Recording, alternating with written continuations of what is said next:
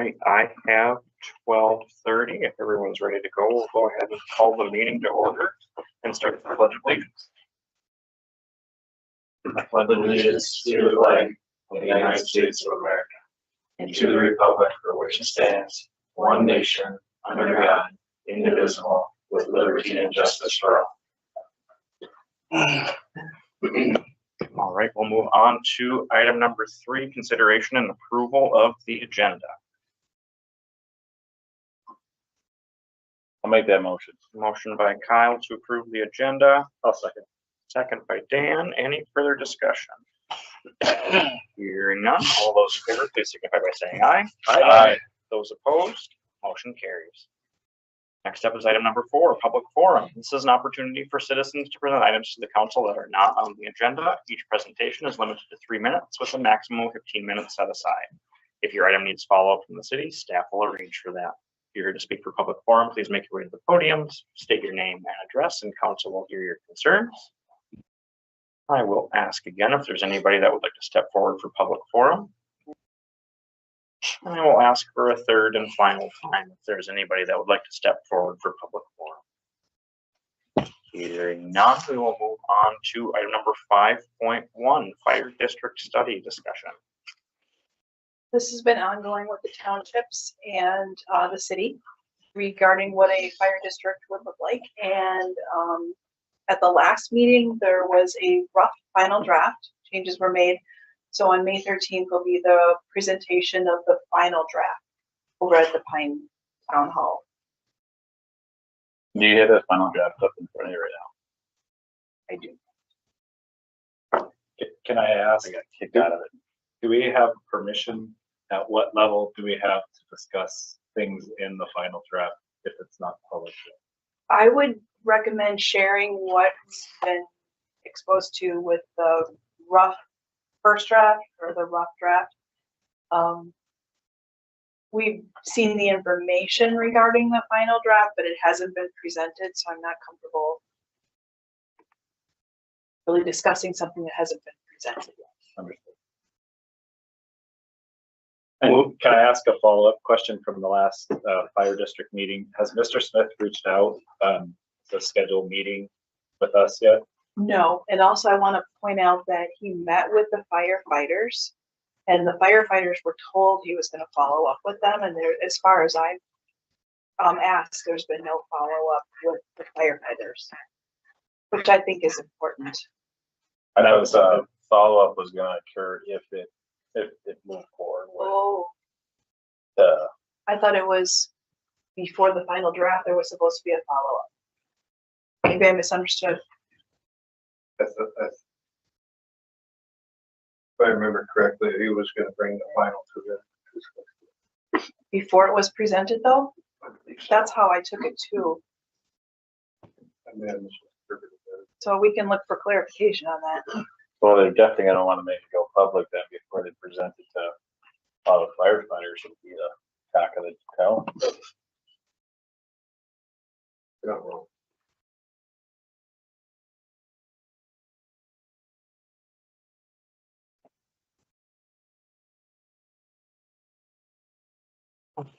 I honestly thought it went public already. But what was sent to us by Charlie was not the final. No, it was, well, he's made updates to that.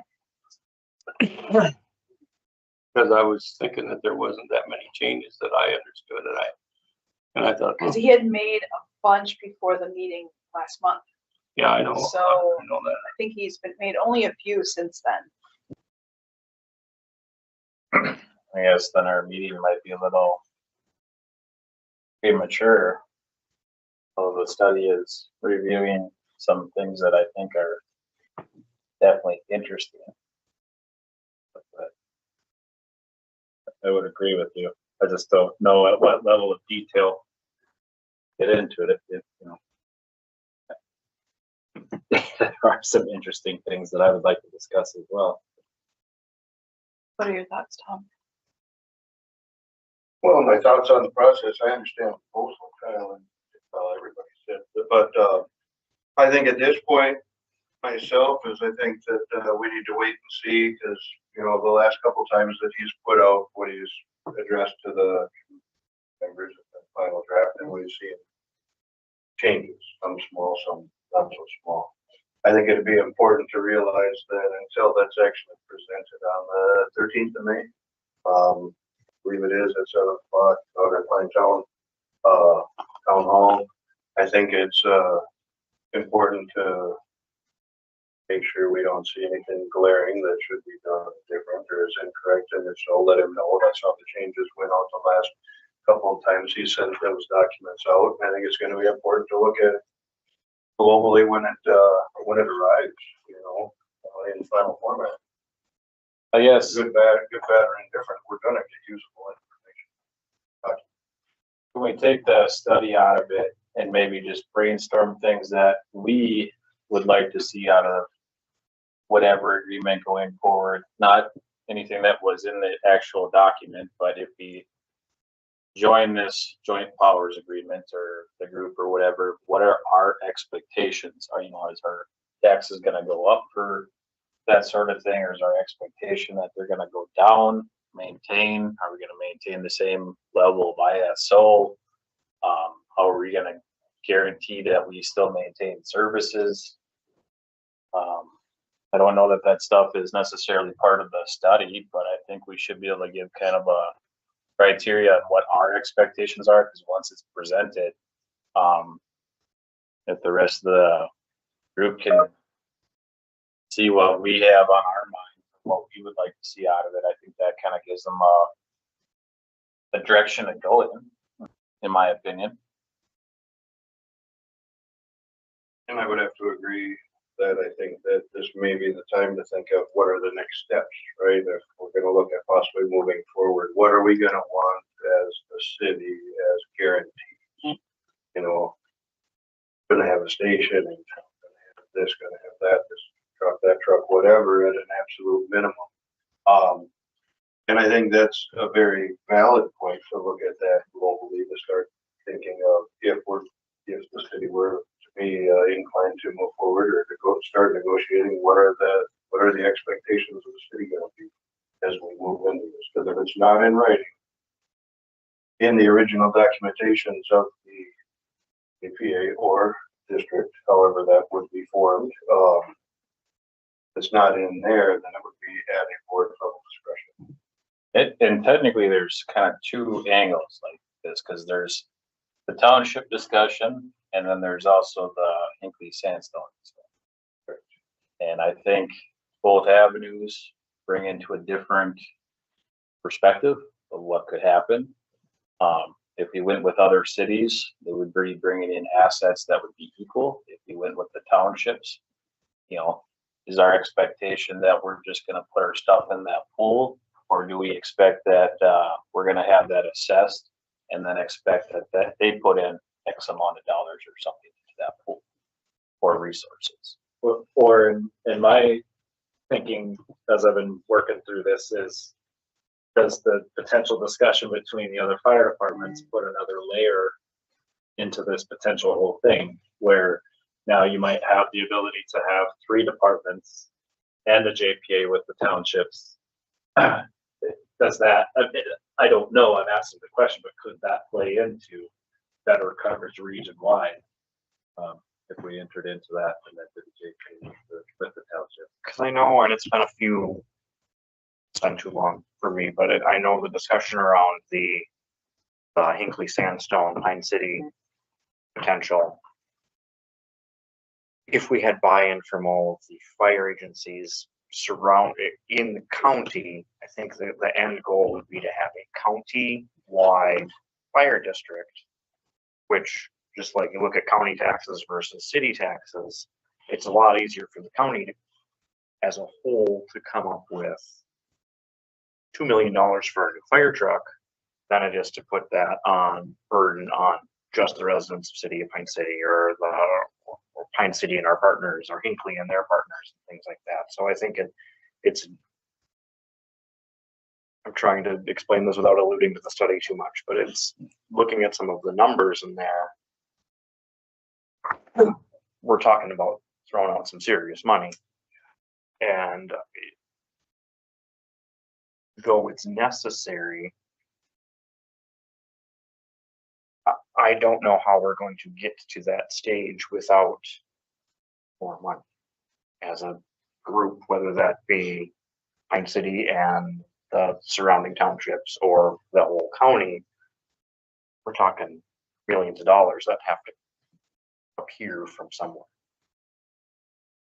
Right. And I think one thing, aspect to look at, what you were alluding to, all of you are alluding to, is if the area stays the same size, generally speaking, the call volume, the equipment needed, things like that, with the exception of standards changing, it's going to be the same. But if you were joining together with other municipalities, then you start bringing in that you can do group purchasing and bulk purchasing, and might be able to order 2 identical trucks at once, which has a very significant reduction in cost, and things like that. So you start getting purchasing power instead of ordering 4 or 5 sections of hose. You do a bulk order, you're ordering 1 or 2 pallets. Well, there's a big difference in bulk pricing than the 1s and 2s, not to mention shipping. You know what I mean? So you have cost deflection through that. I think one thing that keeps coming to mind, and there's been a bunch of different things proposed by township, city, everything that's been coming across our table, is what services do we want provided? Right now, we don't really tackle EMS calls. We dabble in it a little bit, but there was some options in getting into that. Is that something that the townships and the other cities want to get into? Do they want to keep that separate? Because that'll bring in a financial component for sure. And then it also kind of drives the fact we want to get into full-time staff, duty crews, keep it volunteer. Again, it gets into that financial component. So I think one thing in my mind that would be nice is if everybody could come up with a consensus on the services that they want to provide in their area. Everybody might not be apples to apples. They might decide that they don't want to do any kind of car accidents or something in their area. But if EMS calls, medical calls starts to be a big one, I think that would be a really good component because it's going to cost a lot no matter who you pair up with. And that was something that through all this has kind of been eye-opening to be able to provide, or we could work towards providing those EMS services or dedicated EMS services. I think that's huge for this community and this area, especially as folks are aging in place, aging at home. If we could have dedicated EMS workers rather than necessarily a firefighter going to someone's home to deal with a medical emergency, I see the benefit in that. I see a time benefit and I see a cost benefit in that. Well, then you got to start talking with your sheriff, because the sheriff controls that right now. And the contract is let out to Essentia. And, you know, in the early talks of Sandstone, Hinkley, and Pine City, we talked about, you know, a district and being able to make a tax district out of it to get the money for it. Now, whether or not we do advanced life support would be another thing. That's a whole new different deal. I think with the change of, we know we're going to have a new sheriff. I mean, that's, unless something happens, he changes his mind.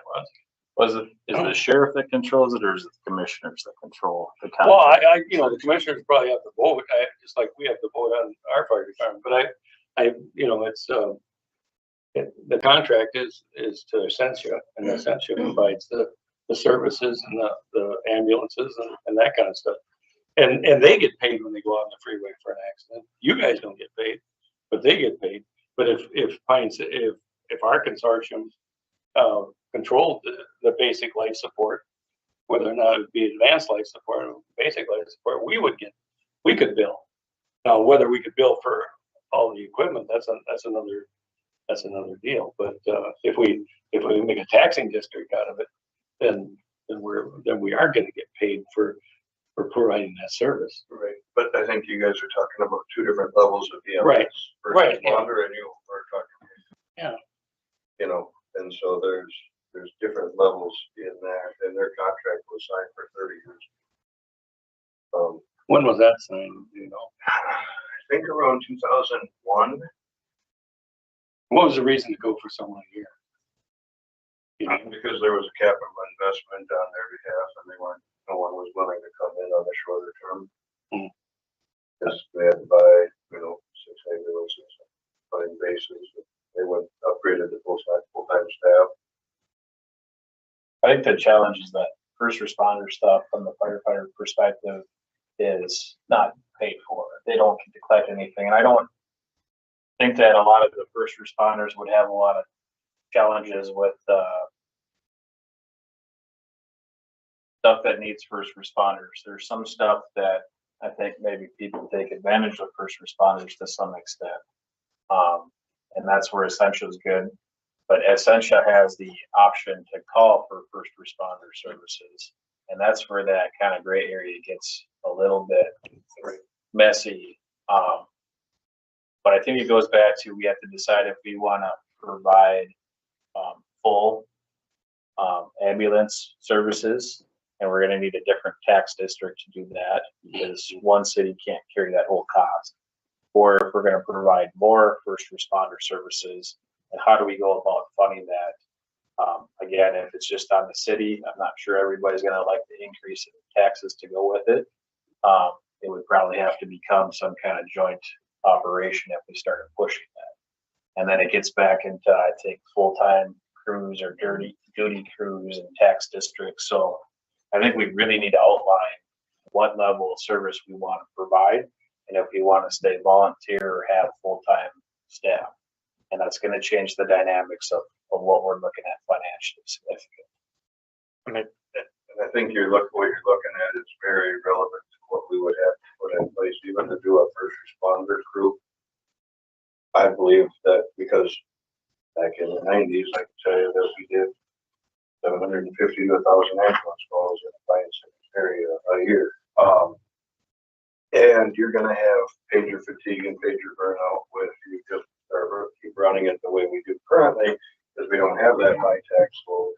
Even though we still have some pager fatigue, I'll say, coming out with the firefighters currently, which is happening. We go in streaks where they're very busy assisting EMS, and then they go in streaks where that word that I don't say very often. And Don't even think about it. right? Anyway, but I think Councilor Palmer is correct that I think if you look at expanding that service, I think you're going to have to do part full-time people too, and look at a couple person duty crew. But it's just another level of where do we want to go with this, And is everybody in, or is it going to be split townships? Is everybody going to be on board? If we do all the city mergers, Hinkley and Sandstone already do this function through their fire departments, because their first responder organizations didn't fail. Not that they failed, but they failed with their recruitment and retentions. So they've already taken that over and are already running the same thing, and they're trying to figure out how they're going to move forward with their lower call volumes, the lower request volumes, try to not be so hard on the budget. So if we come up with a list of goals just for the city of Pine City, can those be taken back to either the May 13th or the other discussion with the other two cities to see if any parts of the agreement could hit those goals, or work in that direction, or if they're working away from that direction? Because that might give us the answer that if they're not meeting the goals that we set, then being part of those agreements might not make sense at all. I think it's important to note too that we can't, and not that I think that anybody is, but we can't just focus on the next year, the next month. It has to be, what are our 10-year plan goals? What if our population all of a sudden skyrocket? What if the same thing happens in Pine City Township, or Kegma Township, when all of a sudden their populace doubles overnight, or the city's moves from 3,800 to 5,000. How does that impact all of this going forward? Well, I think just looking at the cost, you know, the truck costs, the equipment cost, I mean, it's phenomenal what the increases have been in the last 5 years. Maybe even a little longer, but I'd say it's pretty much the last 5 years for trucks, which is recently, and it doesn't look like there's any end in sight in that. So, you know, that's why Hinckley and Sandstone wanted to talk in the first place, is because Hinckley needed a truck, and every time they went to go out and bid one, they were higher than what they could afford again, and it just put them out of reach. So you're out there looking for used, and sometimes you can find used, but I'll tell you what, I don't think anybody's letting go of anything right now. No. Not if they're smart. So I like that point. If we get to that size, my thought would be, it'd be really nice to get down to an ISO 3. If that was one of those magical unicorn things. Maybe that's one of the goals that we could incorporate. If part of this agreement moves us in that direction, it might be valuable. If it doesn't move us in that direction, it might not be valuable. You think a ISO 3 is even possible? Billy? Within corporate city, into areas, I don't, possible. We only missed it by 0.3 points last time. So should we shoot for 2? They're To not get the rest of the points, I'll be honest, to get to the rest of the points, you gotta keep it increasing. We already have 2 trainings a month, but we usually are able to count a significant part of the time that I document, part of the time that we use on training scenarios and talking about pre-plans or whatever on meeting nights. And that all goes in there. But if you want to start really hitting the pre-plans or the training hours, it's increased on a scale like this to have a points gradient like this. But I think if we get our hydrant flushing up, we can expand our inspection. the flow testing. Has that gone anywhere?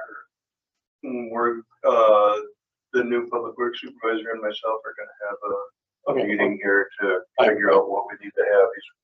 Sounds like he's all on board to get it done. We got hydrant replacements too, right? I think that's all in the budget. Yes. I don't believe that we'll have enough in the budget to replace them all, but No. we're gonna have enough in the budget to get started. Yeah, absolutely. So we're working the right direction. But we're the biggest areas that we lose points as training and inspections.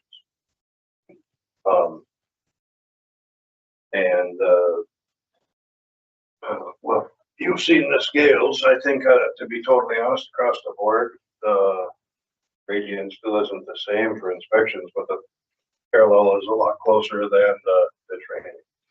And the inspection program is huge. So what assets or things would be needed to help improve the inspection? Oh, we have to include all commercial businesses if you want to get down to serious. You're never going to be able to do private residences. People are not going to go for that. The only time we do private residences is when Adam gets involved in a house that's not been kept up and that kind of a deal. But and I was too when I was on there doing that. But the rentals are pretty easy because we have the ordinances for that, and the liquor establishments are easy because we have the ordinance. But we've been getting a little backlash, of trying to set up the business inspections because some of them, frankly, think it's so really intrusive. And I thought we had the idea where we were going to try to go in an invitation only. And I don't know if that ever started, Adam, or did that, going around and say, hey, can I look at your place, or can I do something for you? I'm not gonna. I mean, I threw that invite out there. Nobody bid. No, Well, and I don't know. It's been a long time since I looked to see who actually did that type of stuff in their cities. You get down towards the metro, obviously, you're gonna see a lot of it. You start getting to the out of state. I mean, we broke ground in 1998 when we started the rental housing ordinance. I mean, it was we had very few comparables. I mean, Staples, I think, was one, because it was a college, tech college town or whatever you want to call it. And that helped us a little bit because they were having issues with student housing and that. But we had very little to go by. And surprisingly, it went very, very well. I mean, we did have the pushback from the landlords saying, well, we get together, we can organize and we can police ourselves. It's kind of like the fox watching the chicken coop. And that's exactly what a lot of these other towns that have explored it have found out. But then we've also seen Sandstone come on board. We've seen Cambridge come on board. I've testified at just about every council around here, including Rush City, about the rental program that we had at the time. We had International Falls come down to mirror us and spend a day or so with them, or they come down and spend a day or so with them. So I mean, we've done some things right, I think, and we've been court tested, not just once, but several times, and it's held. So yeah, the only time I ever lost is when, frankly, the lawyers that we had at that time they weren't the League of Minnesota City lawyers and stuff. We were hiring from the local bunch, and they had a lot of clerical errors. And the judges, I got chastised more than once. Can't you guys spell? I felt kind of horrible because I thought, well, we're paying these people a lot more than I was getting. They should be able to get the words right, but that's what happened a lot of times. But in the end, we got compliance, and we got, and that was the important thing. And So one of the key takeaways in that is that inspections, enforcement, and compliance takes a significant amount of time. Right. For that, if we're going to shoot for an ISO 3. If we do join with other entities, do we lose that component? Does that component become the region wide? How do we make sure that that amount of time needed is dedicated to the city and solely the city? Or are we putting in money towards somebody that is going county-wide for one individual? well, And I bring that up because if it is one individual I don't think can hardly keep up with everything in town as it is. And that becomes a massive. well, one of the models they had, Kyle, was that the chief, the structure of the fire department, you have the chief, you have the assistant chief, and the assistant chief would also be the fire inspector. Is this the study? Yeah, that study part. We're not that, supposed to talk about that. oh, Well, that was on the one that was. that was the old one. Yeah, This was the new one. You had me think. I've been up since 3 o'clock this morning to Rochester back. I'm on borrowed time here, guys. But so that one that's public. So I think we can talk. Because that basically they said that that's the way, there would be that. And then I don't remember what the other officers exactly were going to be entitled to or asked to do. But I thought as soon as I read it, I said, I've done this job. I've done what Adam's done. He's expanded it even wider than we have as a city because we've given him, I did everything. I took care of barking dogs. I did everything when I was doing it. But, and he's doing just about that too. But there is no way if the townships had put it in there, that was a part of the study that he would be out doing the townships. Now, we have done what Henriette, you've contracted with Henriette. They've asked for some help. And there's a couple, 2 or 3 times I was asked to come out to Pokegama work with Gordy on a couple things. I actually, going out there, and it was approved by, I don't remember which administrators, because back then we were rotating chairs pretty fast. And they would say, yeah, you can go out there and help them out. And because there's a liability issue if I go out outside of the city limits. And we'd go out there and I was just blowing smoke. I mean, I could stand there and write all the orders in the world and that didn't mean crap. What I mean is that if they think we're going to go out there and take care of all the problems in the world on just one person as assistant chief, I think if Tom had time to explain to us what the assistant chief does, he sure to heck ain't going to have time to do everything that they think in this study. So I question a lot of that. And I never brought it up when we were at the meeting, and you were at that meeting, because first of all, I had to get out of there. I had to get home and help my wife. She's got other things going on. So I didn't even want to bring it up, and because the study, that they presented to us was not. There was some faults in it, and he was redoing it, and it was kind of an abridged explanation of everything that he had on there. So we really didn't get what was on in the document. It was kind of whatever he had changed it to. So we haven't had a meeting that actually went through all of it since then. And this one on the 13th, I'm assuming is going to be the one where we actually get the total picture. So then I think we're gonna have more meetings after that, Kyle. I know we have to. No, I get that. And just the short goal in my mind is, I think, in my opinion, that it would be beneficial for the city of Pine City to keep their own in-house inspector. I think you can have a great assistant chief and a great inspector, but you can't have a great inspector assistant chief. There's just too much going on. I think it's to Pine City's benefit to keep it in-house for an inspector, unless the district or joint powers agreement wants to have one person that's specifically designated for the city of Pine City and then have somebody for something else. But I don't think that that individual is going to be able to wear every single hat and do it properly. We're going to lose everything we just gained with it, in my opinion. I think it's great, but even if you went to the, I think we say,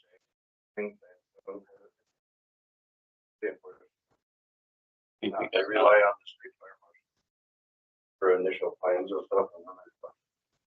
So just to throw that out there, but to that point as well, none of the townships around Pine City have adopted fire code. So the other cautionary step into that pool would be, are they gonna, another one of those things that if that position would come out of zoning, you're at zoning, right? So admin, so if it had come out of admin and become part of the fire department, is that board gonna actually maintain that position?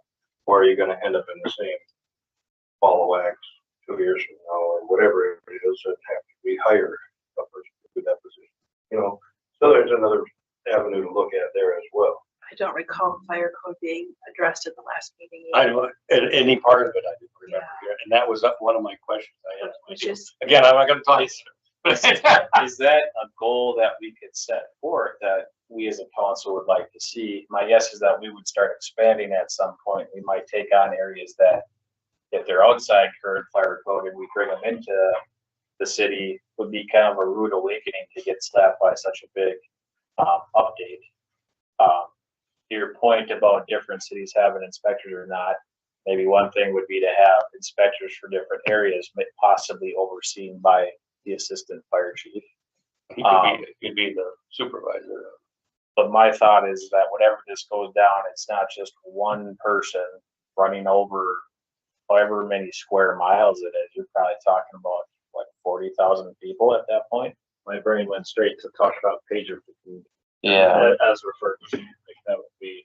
Yeah, and I guess my first thought was in either instance of either fire study, I think it would be important for every jurisdiction to either hire or contract with their own inspector or inspection service to keep it equitable. Otherwise, if that one person, if he's running around, even if it's just in the local group, that's so too much. Well, or you could set it up. I've seen it different places where that office has an idea of hours it has annually available to dedicate to that program. And then you can allow the townships to contract up to a certain amount of hours with that office or that person. Sure. To get a better idea, and then have it in contract so that the rest have to find, anything above and beyond would be responsible for you. Or They would have to prioritize what's important. When our council back in 1990 decided, and there was a death in town. That was the first year I was fire marshal, but I was only fire marshal for a few months, 2 or 3 months. And we had a death over the brick apartment building over by cemetery there. Yeah. Not the yellow one that is along the beach area, but the one. That's actually the first apartment building that was ever built in Pine City. Stu Clem built that. And that was the first one that was ever been constructed in Pine City. And the owner was out of the Twin Cities. And, we got a call in the middle of the night, and your brother and I were the first two there because I live right around the corner. And course, your brother, he went running right in there with just a coat on, no mask and stuff. And I couldn't grab him. I tried to grab him, and he come out coughing and sneezing. He couldn't find her. She had collapsed alongside the bed. She had fell asleep smoking a cigarette. But before she collapsed, she was able to call the 911, and the police were out at where the garages out there. Dave, yeah, if we're giving out specific stories about or details about a specific event, we fall under constraints. I don't know if I thought this is ancient history to begin with, but I mean, the point is, this is what brought about the inspection program. The council came to me and said, Dave, why don't we inspect these rental properties? And because there was no working smoke. And I said, well, we don't have it on the ordinance. So that's when the ordinance was started to talk about. It took almost about a year or two before we got everything ironed out and hearings and everything. And that's when we started it. And actually, it took probably 2 years before at that time, I was just doing it. I was working besides doing this. And so I was doing it in between, and I took 2 years to get it all, the first round done. And then we started. But what I did find out that is interesting, what I did find out, and I kept track of the first 8 years exactly, right? And of course that paperwork who knows where that went. But what I found out was when the landlords were forced to make the corrections, they made them. And the second time I went through some of these places, there was things that were altered that the landlords didn't do. And what I found was I need to educate the landlords more on, you don't let your tenants change hot water heaters and do things like this because they're not going to do it right. And so that's what we found is that after everything was corrected, the landlords had done what they had done or were supposed to do. But then I needed to encourage more participate. You got to come into your place more often, just once a year or twice every other year when I come around. And it was really stressed that they need to be. And of course, the bad landlords didn't want nothing to do with that, and they sold their properties and got the heck out of Pine City. I think we have a good batch of landlords now. You're always going to get one in the bunch that isn't good, but that's kind of the gist of things. And it won't be any different in my mind out in the world. It's going to be just as bad. Okay. Yeah. But what I do want to say, and I'm pretty damn proud of this, and I'm going to say it, you're going to have to listen. I'm an old fart and I got time to come. But We're just getting on. we have had no deaths when I was on duty after that. I did lose that one gal, but I don't feel that that was my fault.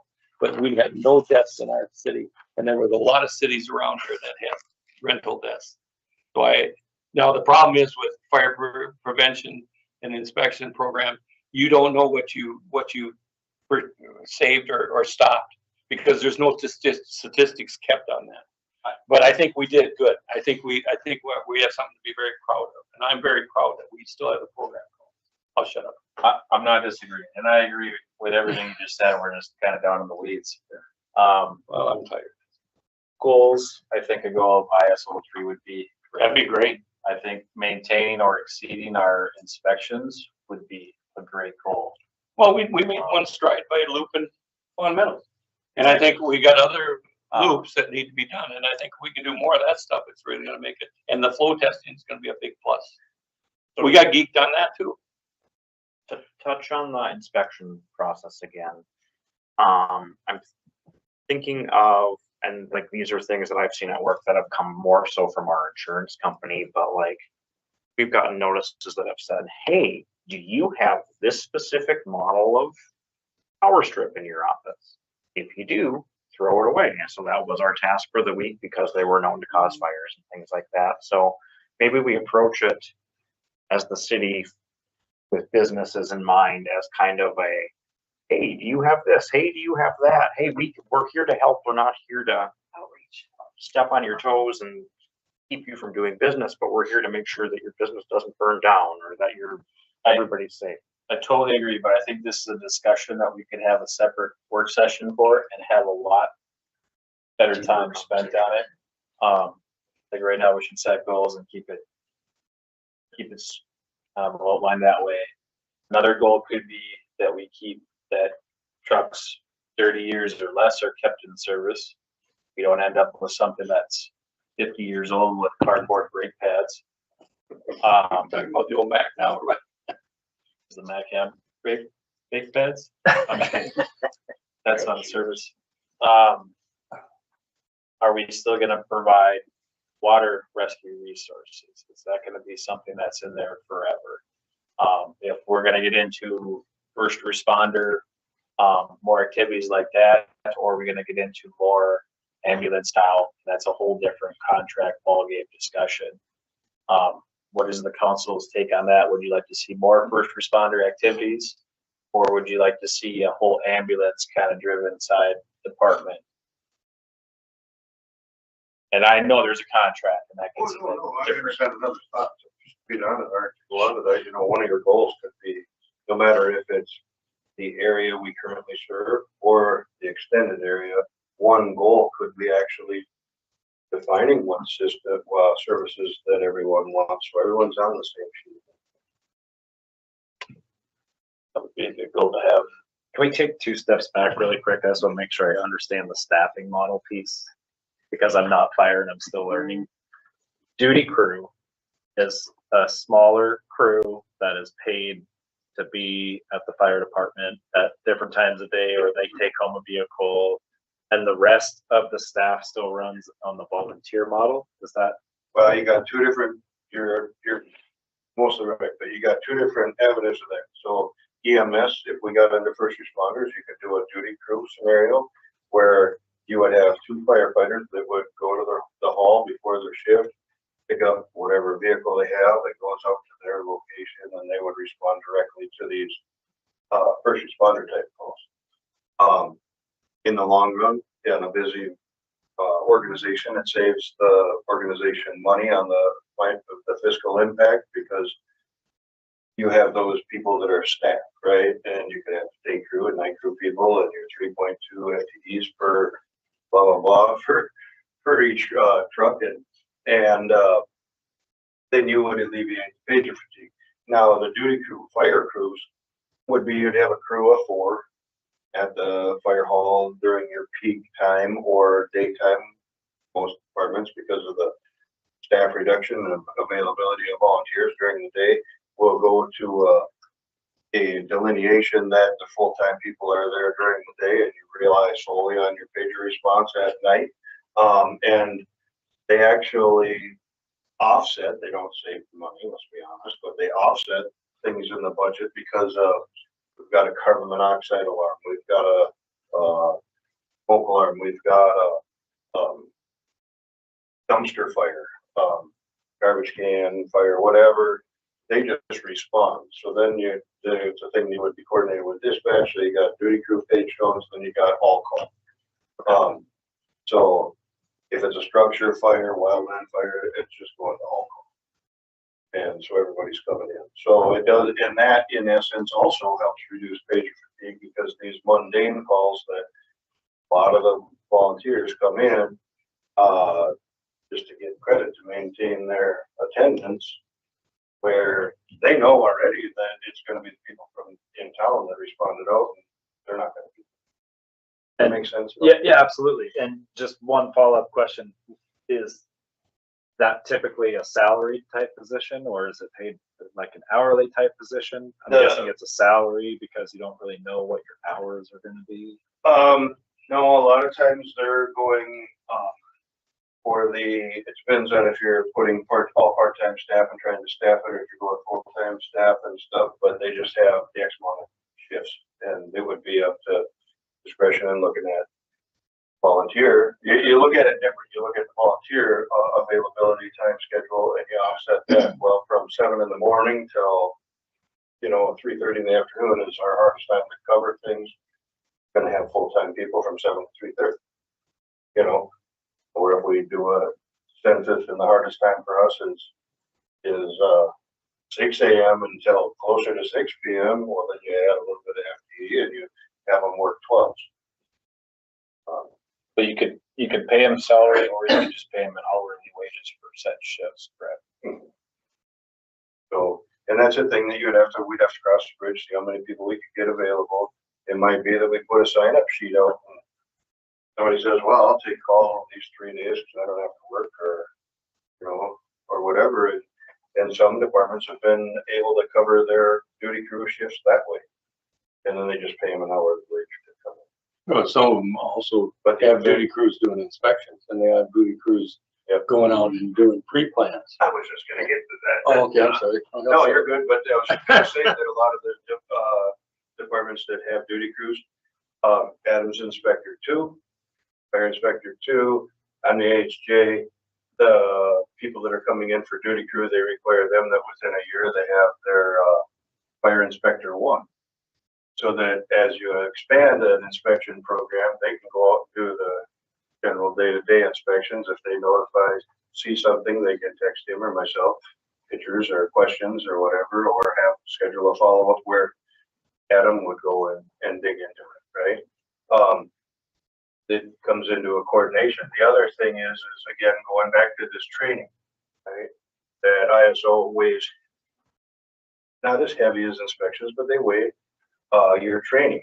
They want to know your average number of hours of training for every firefighter. Well, they're going to have downtime. You've signed up for documented online training and assign them an extra 4 or 6 hours of training. All helps bring that number up in the training to get us more points to drop that ISO. And then a paid department is just, instead of volunteer, you The have full paid department, full- everybody's full-time or all the Full-time. clock.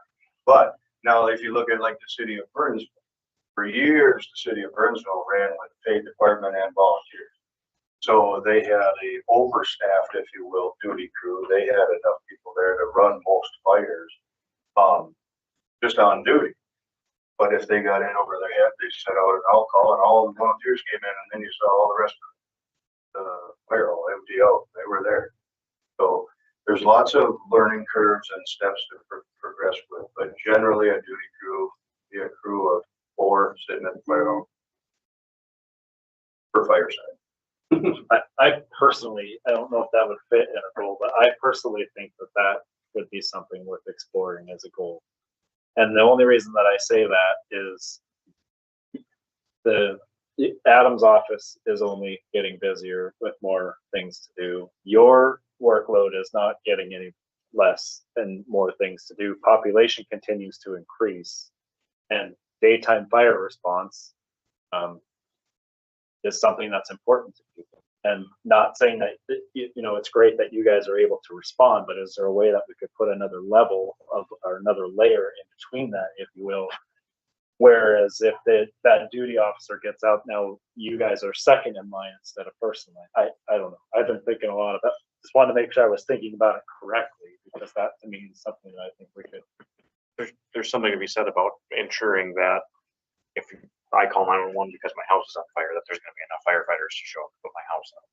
And that's not saying that that's an issue right now, but just in the future, as the way things keep going the way they're going. Could definitely be for sustainability. That's a big issue. I think that's a valuable component of what we want out of service. I think it's also something that we're probably going to need numbers because talk about, but I'm guessing it's going to have a financial impact.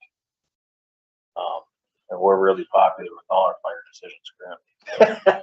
Well, I think my impression of what the townships, some of them are thinking that by having the substations, that they will get people that will want to join and staff those substations. I don't see where there would be a big increase. Myself, we're living in an area where 50% of the people at least or more drive back and forth at Twin Cities every day. So there are going to be any more daytime people than what we have right now. Maybe 1 or 2%. I just can't see. I can't see it. Because first of all, you got to be young and fit. No, I agree. You probably have, but I'm not going. No, this is a young man's sport. This is not for although we can't discriminate. You can take anybody that can pass the test now, but we're not going to, just because we're out farther and doing more out and have substations, if that's what happens, we're not going to pick up that many people. I don't think. Tom, I have a question on substations. You know, when something's new, they don't have an ISO rating. Didn't you? I want to say you told me it takes like 4 years to establish an ISO rating. So if we now have substations that are newly built, do they still fall under Pine City's ISO, or is that going to be like a brand new starting at 0? Or It'd be at a 10, but so if it is a new organization, generally they'll start at an ISO of 10. Wait, so we would lose our ISO 4 overnight? No, I'm saying if there was a substation built and the city was with, right, we would maintain, but then theirs would probably be a 10 from my understanding, until they have history. that's what I've heard Because too. you gotta But be what able if to get there's, 3 to 5 years of history for training for the averages and for pump tests and certifications and responder certification average. Sorry, I'm going on. For so average what if time. the substations, so I'm curious, if are built But if they under, were under yeah, us, under us, is that considered new, They have or would to- they? no, well, it inherit. would be accepted as an extension. They're generally, I've talked to one of the ISO, inspectors that come out, that go around through Memphis, and, they have to be in place, operating enough to where they can at least get some standard baseline information, and then they have to request a facilities inspection. So So it It's does not not- inherit the, it's not right away flipping a switch. So one thing to that point, my opinion would be that I don't want to pay for a substation anywhere outside of city limits. If city limits expands to where the substation location is, back to that annexation thing, right? I'm cool with that, but I don't want to pay for any substation, whether it's city owned or joint powers or somebody else's that's outside of city limits, unless it's inside the city limits in any capacity. I think when you adjust the financial aspect of that, you're gonna have to look at it and say, if they're gonna be operating out of the fire hall, or is the city selling the fire department or the fire hall, not the department, to the joint powers? Some, joint powers agreements actually have them leased, some have them rented, some, this and that. Some organizations have went as far as having every truck and every piece of equipment, valued, going through and have everything, and so they get a full valuation done, so that they can be like, hey, we're putting, $11.8 million into the pot. What are we doing to offset this? So it's an interesting aspect to see that the city would be putting their fire hall that was unpaid for with people from the city into the pool and still operating out of here, and then still possibly paying for the substation. And I guess that to mirror what you're saying, yeah, like I think it's, right now we have, for example, it's the ladder trucks. The townships didn't want to pay for the ladder truck because they claim it's not going to be used in their jurisdiction. Well, on the flip side, I agree with you. I don't want to pay for as a city resident, I don't want to pay for a substation that's not going to benefit me as a city resident. Is there equity in that? Like, if we get to a point where we're joining and consolidating everything, at a certain point in time, in my opinion, the rubber has to meet the road, and everybody's got to pay for the equipment that is serving everybody, but it has to be equitable across the board. I have some concerns about the future of our fire department, our fire hall, though it's been, some of the costs have been offset by our contractual aid partner or contractual partners, but brunt of that construction cost, it's run through the city. A brunt of that cost is run through the city. So I would hate to just give it away. That's not in my, I don't know what the right answer. That is an interesting perspective that I didn't consider before, because with the purchase of the ladder, if we gave that away, then the city would still have to be paying off the loan, and I don't like that idea. The only thing I was gonna say on that, because I agree with most of what you said, but we would gain work or whatever by having a substation. But you got to bounce off of Councilor Hill's point of are they gonna have more people walking interaction going, because our ring is already on 50. So it encompasses everywhere that's drawn in to have a substation. Staffing models, ISO 3. EMS, was that one of them too? Photo service. Adopt fire code. And inspection improvements. So far. Are we gonna have to do any kind of, if we go that avenue, especially the staffing, would we have to do any kind of improvements to the current fire station to have it more set up for people staff there more regularly? And we'd have to go and do some build out inside. Mezzanine area was designed for a possible build out, so was the south end for us, possible build out for a second, middle story on the south end. But yes, you'd have to build things out. You'd have to probably overhaul the shower area, get some other offices in there. Day rooms, things of that nature. But, there would be an incurred cost, which I would probably reach out to Brunton if you wanted to get something.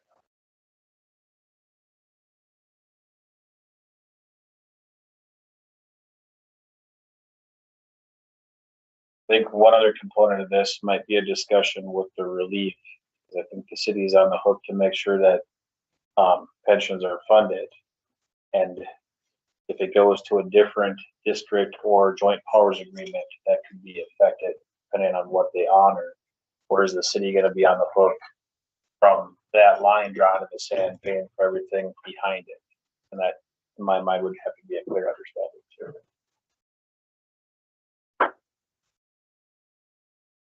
That wasn't clear in anything already. That was. So we're not supposed to. It's okay. And that would be no matter which district scenario or joint scenario you're looking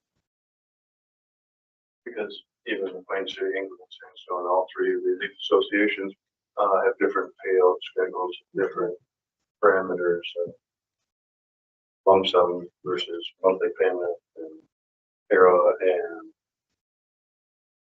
one's in para and one's in the SBI, and we're on. So there'd be a whole different role, not just a little bit, but a whole different role.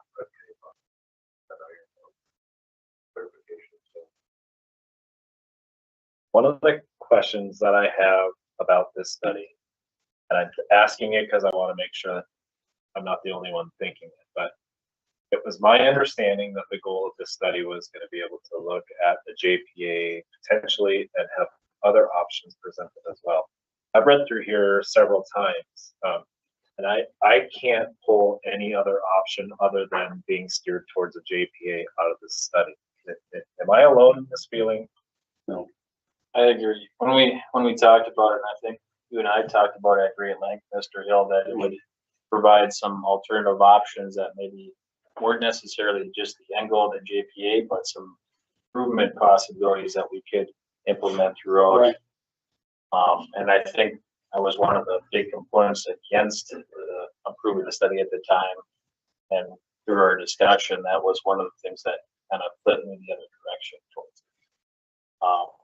And yes, That was all talked about in the preliminary, discussions as far as what each of us, each of the entities was desiring. And part of what I remember, and I don't have my notes obviously in front of me, but part of what I was looking for, granted, it would be a great idea if it worked out, but what could we gain from it if it didn't work out? There's going to be some things that are brought up that he's going to see that we could improve upon. And no matter what happened, we should benefit somewhat from whatever happens totally. I mean, there should be no reason why we don't find out things that we never thought of. And, if the study's done properly. And that was prior when we had more than one bidder, they were telling us what they would be doing for us. And that's, I kind of like this program because it had a lot of that in there about, if anything else happens, nothing else happens, well, at least we'll pick out the good things you do and the good things you can improve upon. And that's what was exciting me quite a bit about it. Sorry. No, go ahead. I was just taking a breath. I guess I will say, like, to tie back into my future statements from earlier. Maybe joint powers agreement doesn't make sense now, or maybe the fire district doesn't make sense now, but we can take but it will make sense in 5, 10, 15 years. I think it's super important that we can take pieces of this and implement them. What can we implement tomorrow? What can we implement next year? What's going to take 5 years? What's going to take 10 years? We look at the study, speaking broadly. That's not something that you're going to flip a switch and it's going to be done in 24 hours. That's going to take some time, and there's a build out and a rollout process to make that happen. So, but I think we got to be cautious and wait till we see the final. yeah, I mean, if you ask me if I agree with you, I agree with a lot what you said, but I want to see the final document. I want to see exactly what that they're proposing, and not what we've seen and what got changed because of all the errors in the documents. I want to see a final. And then it would be a lot easier for me to sit there and say what you just said. And right now I can't. Because for me, it's not that I don't have care and concern for our neighbors and the townships in our region. But currently, the way the study presents it, the taxpayers of the city are substantially subsidized fire service for the region, and that's a concern. Yeah, I think whatever happens after this, we gotta have a discussion about contracts, to be honest.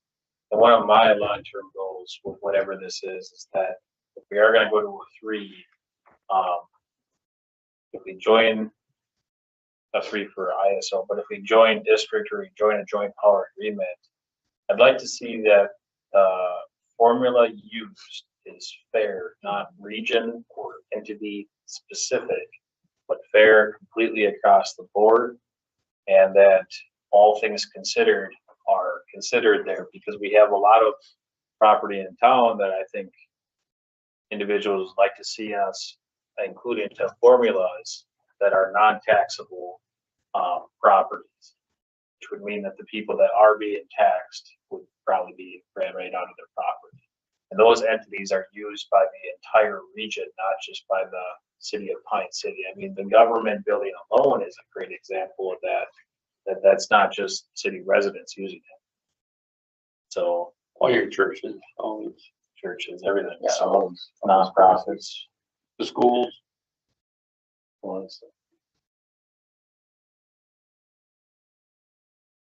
I would say that there's still some, it's given us one perspective to look at, but there's a lot of information being reviewed that I think is very still beneficial. Absolutely. And I definitely want to have some long-term discussions after on how things are shaking out. So.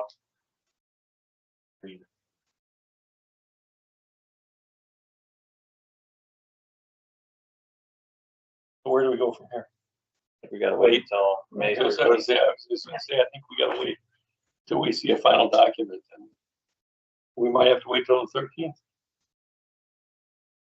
Unless he sends it out early, which Plans on attending. I'll be there. Okay, I'll try to be there. I don't know if you want to post it as Yes. a forum just for. we will do that.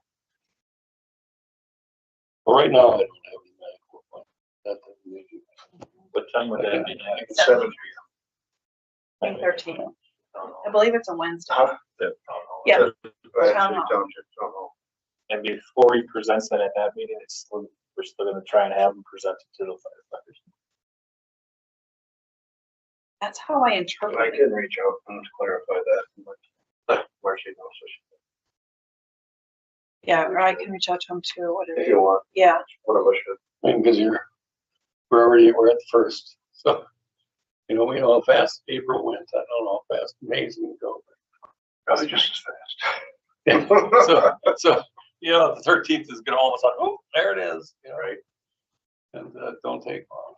Do we want to try to schedule another work session for after the 13th to discuss fire? Maybe sometime into June? Or is Well, it- we got our monthly meeting. Maybe we should wait and see how it shakes out and then set a work session at our May 20th meeting. We got 20th is, I don't think we've thrown anything on that. Because who knows, after the presentation, the townships might not like the presentation either. Might fizzle, yeah. So, I don't know, I think the whole group is committed to seeing this through the end. I definitely am. the end of making a joint powers agreement. No, the end of the information. I've made this statement before, that I'm in this for the duration. I started with this and I want to finish with it, whether it's positive, negative, or in between. I still think there'll be some positive that we get out of this, and I think we did make the agreement. Maybe not all of us here. I don't remember exactly who was sitting here when we decided to do that, but or to join this group and talk about this. And so I just want to see it through, and I'm never going to quit, or I'm never going to be a quitter. I just think that my body might say I'm a quitter, but but I want to see this through, and I do think, you know, a session afterwards, if that's what, you know, whether it's the 20th or after the 20th or after the 13th, I don't know, but who knows when we're going to get to see this final die. And maybe you can ask them that too, you know, are the entities, the townships and the city officials going to see this before we have the meeting, or are we?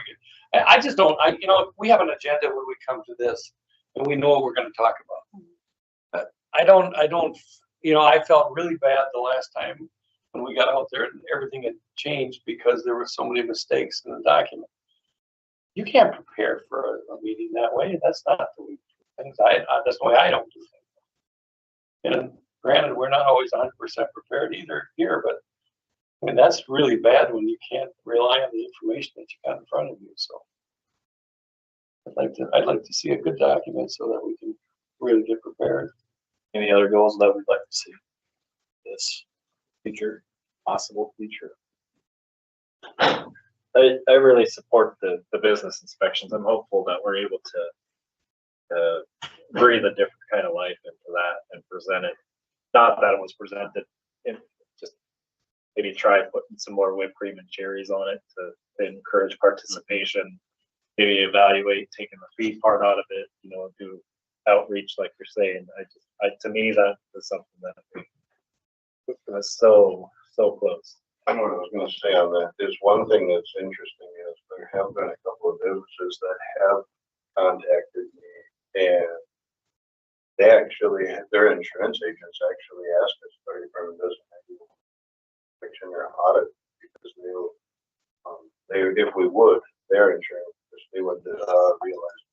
Because insurance companies don't talk to the fire department, and the other inspecting agencies, the L&I doesn't talk to the insurance company, that doesn't talk, you know, those aren't information sharing agencies. And for me personally, it's if we have firefighters that are responding to business fires, for them to know how to safely navigate that building is what that whole program is. I think something is to be said about if we had a business inspection program,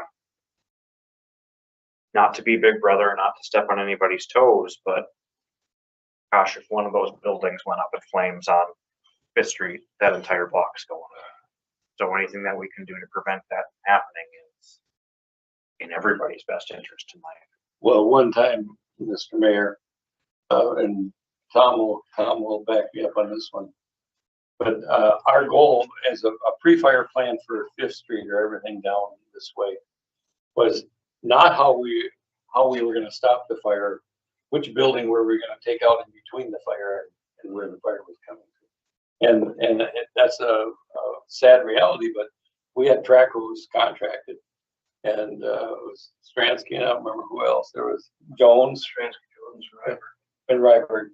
And, whoever we could get here, let's just say that Southers started on fire and it's going both ways. We're gonna take out buildings on both sides because we have no choice. And that's the only way you're gonna stop it. And, anybody that's been in them buildings knows that's it's a sad reality because, there's no way you can fight it internally. Well, you want to see a maze, go down in the basement of the Franzen Bank. I'll tell you what, if you can get down there and close your eyes and get out of there, I'll give you everything you want. I think that is a maze. I have been there, but one thing I'd like to back up is that there was a fire on Fifth. The fire department did get it out and they did stop it from going sideways without wrecking buildings.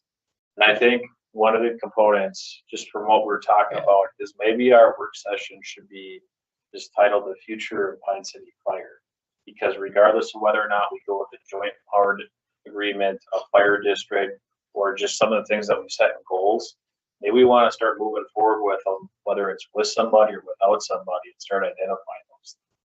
So maybe we got to pull back and just encompass it all in our work sessions, and maybe get into the inspection component kind of thing and go that way.